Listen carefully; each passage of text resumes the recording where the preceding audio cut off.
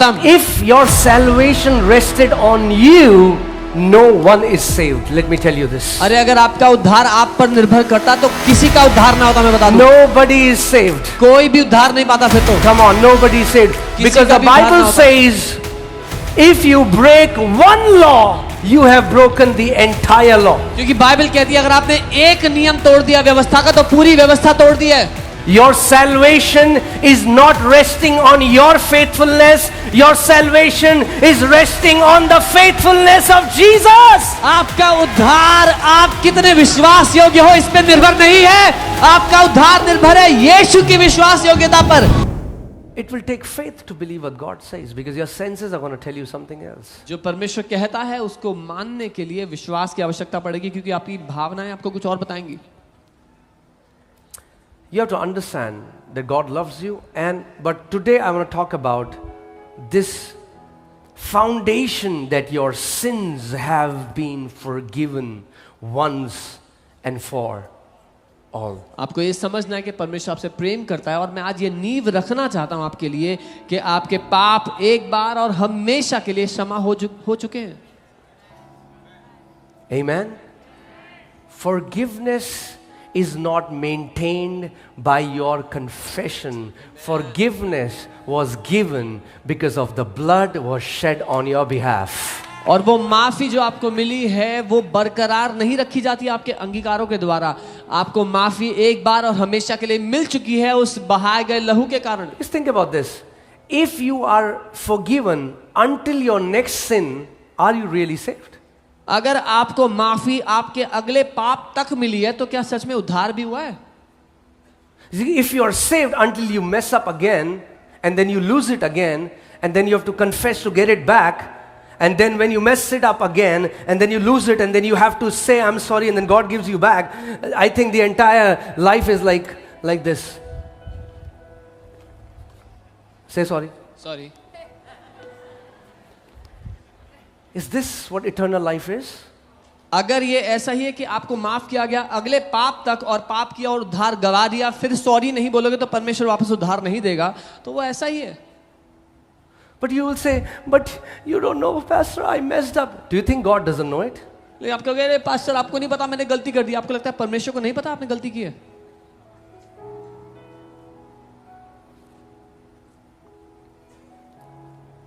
Do you think God is not a cheap savior? परमेश्वर कोई सस्ता He is not a savior fake नहीं है। savior. झूठा उद्धार करता नहीं है। वो चालू काम नहीं करता। He doesn't do quick fixes. Once and for all. एक बार Done और deal. हमेशा के लिए बात खत्म। Done deal.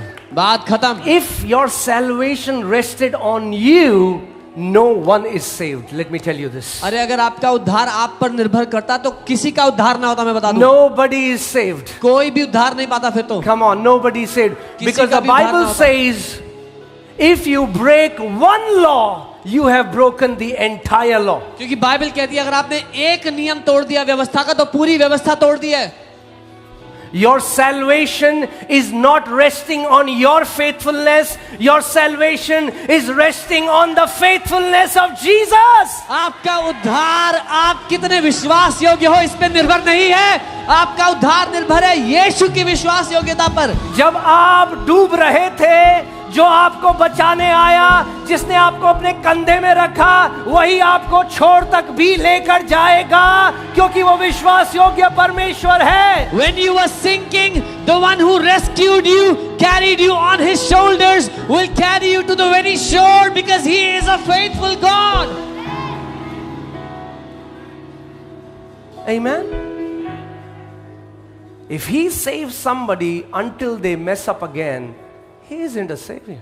अगर वो सिर्फ तभी तक बचाता है जब तक कोई अगली गलती ना करे तो फिर वो उद्धार करता नहीं है। Think about this. Are we सोच के really देखो। saved then? क्या हम सच में फिर उद्धार पाए भी हैं?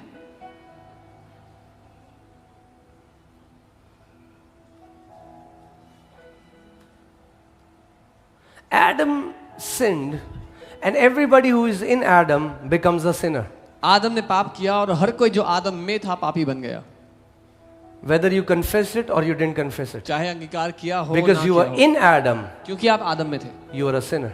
आप पापी थे, But now when we are in Christ Jesus, लेकिन अब जब हम मसीह में हैं, we have been declared acquitted, given a right standing with the Father. We have been made righteous, the Bible says. लेकिन अब जब आप मसीह यीशु में हो तो आप धर्मी ठहरा दिए जा चुके हो, बाइज्जत बरी कर दिए जा चुके हो, परमेश्वर के सामने एक सही स्थान दे दिए जा चुके हो यीशु के नाम में। Do you think what started with the blood will end with your works? आपको लगता है जो लहू से शुरू हुआ था आपके कामों से पूरा होगा?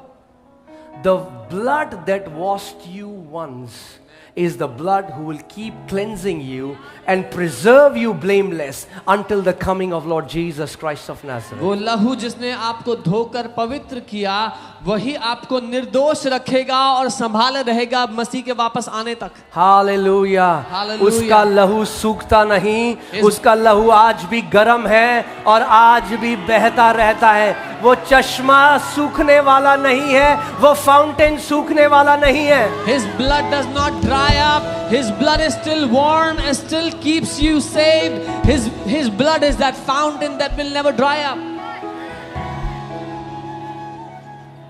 Amen. It's His blood that made me righteous. उसके लहू ने मुझे धर्मी बनाया था। Paul rebukes Galatians church because he is the father of that church, but then they went to the legalism. And he said, "O foolish Galatians, who has bewitched you that you would not obey the gospel? You started in the spirit, but now you want to end it in works?" पौलुस गलातियों की कलीसिया का पिता था और वो उनको डांट लगा के कहता है, क्योंकि अभी गलातियों कलीसिया व्यवस्था के कामों की ओर मुड़ रहे थे। वो कहता है, मूर्ख गलातियों, तुम्हें किसने भरमा दिया कि जो आत्मा से शुरू हुआ था वो छोड़ करके तुम व्यवस्था के कामों में वापस जाओगे।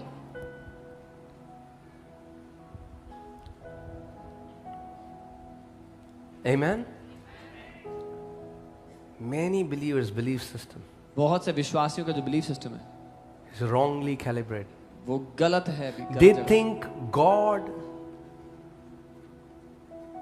God's performance depends upon your performance. उनको लगता है कि परमेश्वर क्या कर सकता है वो निर्भर करता है वो क्या करते हैं उनके कामों पर।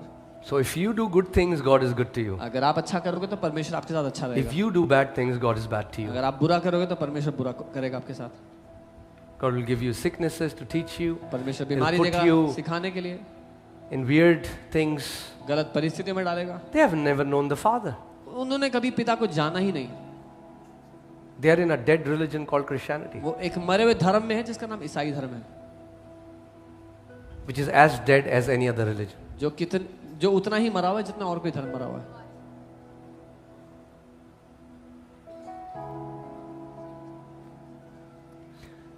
Can we all come to a place where we simply believe what God says in His Word? क्या हम सब उस जगह पे आ सकते हैं जहाँ Like पर little हम children? छोटे बच्चों की तरह साधारण रूप से वो मान लें जो पिता कहता है। Don't add but, if, don't be a theologian. Just believe what Bible says. उसमें अगर मगर ना जोड़ें आगे पीछे थियोलॉजियंस की तरह, लेकिन जो वचन कहता है वो मान ले। Just believe what the Bible says. मान ले जो बाइबल कहती है। So will you believe what God says about you? क्या आप मानोगे जो परमेश्वर आपके बारे में कहता Will है? you believe it? मानोगे?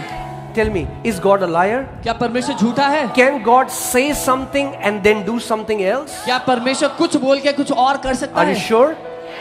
If God says it, can you bank on it? अगर परमेश्वर ने बोला तो आप जिंदगी दांव पे लगा सकते हो उस बात में। Okay. Hebrews 10 verses 16 to 17.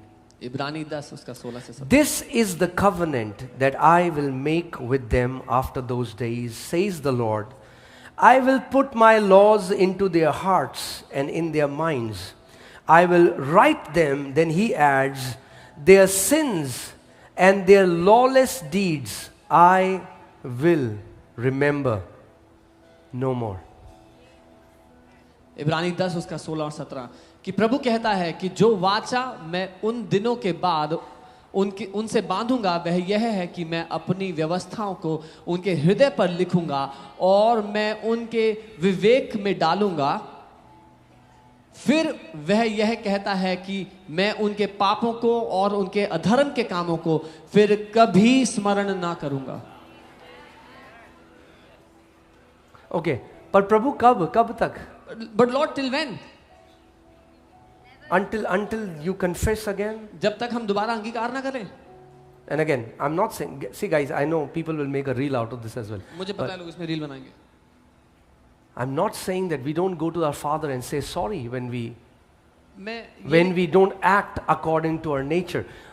However, you don't buy your forgiveness by your confession. मैं ये नहीं कह रहा हूँ कि हमसे जब गलती हो जाती है अपने स्वभाव के विरुद्ध कुछ करते हैं तो अपने पिता से माफी ना मांगे, लेकिन मैं ये कह रहा हूँ आप पिता की माफी कमाते नहीं अपने पाप के अंगीकार के द्वारा.